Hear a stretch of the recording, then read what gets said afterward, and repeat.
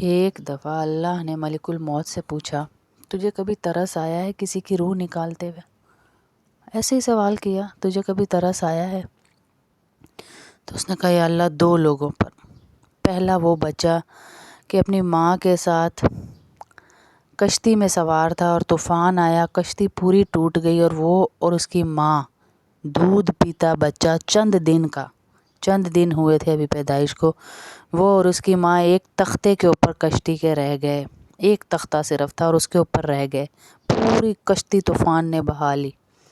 اور تو نے مجھے کہا اس ماں کی روح قبض کر لے یا اللہ۔ میں اس وقت ہل گیا کہ دارالاسباب میں پالنے والا بے شک تو ہے، تو نے پالنا تھا، لیکن دارالاسباب میں سمندر کے اندر اب کوئی نظر نہیں آ رہا، اس بچے کو کون پالے گا؟ اللہ کنارے لگا لیتے، آپ پھر لے لیتے، لیکن میں نے تیرا حکم پورا کیا اور اس کی روح نکال لی۔ اللہ نے کہا اچھا دوسرا؟ کہا یا اللہ 2 بادشاہ، جیسے قوم عاد کے 2 بادشاہ تھے، شدید اور شداد۔ یہ قوم عاد کے بہت بڑے بادشاہ گزرے، ان کو اپنی خدائی پہ ناز ہونے لگ گیا، بھائی ہم ہی سب کچھ ہیں، جیسے وہ کہتا تھا نا فرعون انا ربکم الاعلی، میں بڑا رب ہوں، مجھ سے بڑا کوئی نہیں۔ تو اس نے کہا اس بادشاہ پہ اس نے علماء کو بلایا مسلمانوں کے اور پوچھا جنت کیسی ہوتی ہے۔ قرآن میں سے انہوں نے جنت کی تعریف سنائی اس کو کہ شاید ایمان لے آئے، پر اس کا تو ارادہ ہی کچھ اور تھا نا جی۔ اس نے وہ ساری جنت کی خوبیاں سنی، صفتیں سنی، اور اس نے حکم دیا کہ میرے الگ جنت بنائی جائے، لوگ اس کی زیارت کریں، اللہ کی جنت کو بھول جائیں۔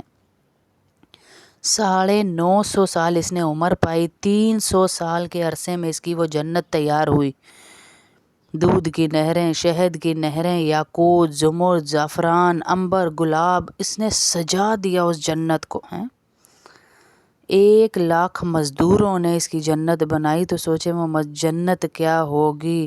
کروڑوں حسرتوں کو لے کر یہ اس نے سب کو کال کی، بھائی آ جاؤ بڑے بڑے بادشاہ، آج میری جنت کا افتتاح ہے، اسے دیکھنے جا رہے ہیں۔ بیچ میں دیکھنے نہیں گیا کہ آخری دن دیکھوں گا تاکہ میرا دل خوش ہو جائے اپنی جنت کو دیکھ کے۔ 300 سال کے بعد یہ اس جنت کو دیکھنے گیا۔ یا اللہ اس کا 1 پاؤں اندر تھا 1 باہر، اور تو نے مجھے کہا اس کی روح قبض کر لے۔ میرا دل بڑا وہ ہوا کہ اللہ اس کو دیکھ ہی لینے دیتا، اتنے عرصے بعد اس نے یہ جنت تیار ہوئی، اس کے بعد تو اس کو موت دے دیتا، 1 دفعہ اندر تو چلا جاتا۔ تو اللہ رب العزت مسکرائے اور مسکرا کر کہا ملک الموت عزرائیل، تجھے رحم آیا بھی تو پوری خلقت میں ایک ہی شخص پر آیا۔ یہ شداد وہی بچہ تھا جس کو ماں کے بغیر میں نے پالا، میں نے اس کی پرورش کی، اس کو سمندر کی لہروں سے بچایا، اس کو کنارے لگایا، اس کو بادشاہت دی، اس کو دولت دی، اس کو حسن دیا، اس کو حکومت دی، اور یہ میرے ہی خلاف کھڑا ہو گیا۔ تجھے رحم آیا تو ایک ہی دفعہ آیا۔ تو ملک الموت سجدے میں گر گئے، اے اللہ تو بڑا، تیرے فیصلے بڑے، تیری سوچ بڑی، تیرے ارادے بڑے ہیں۔ آج پتہ ہے ہمارا مسئلہ کیا ہے؟ ہمارا مسئلہ بھی یہی ہے، ہم اپنی اوقات بھول چکے،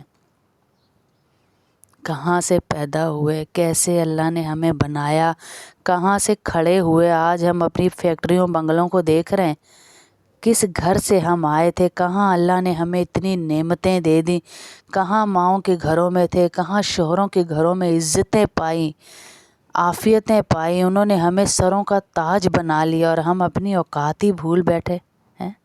اس بادشاہ کے آگے جھکنا ہی بھول گئے ہم۔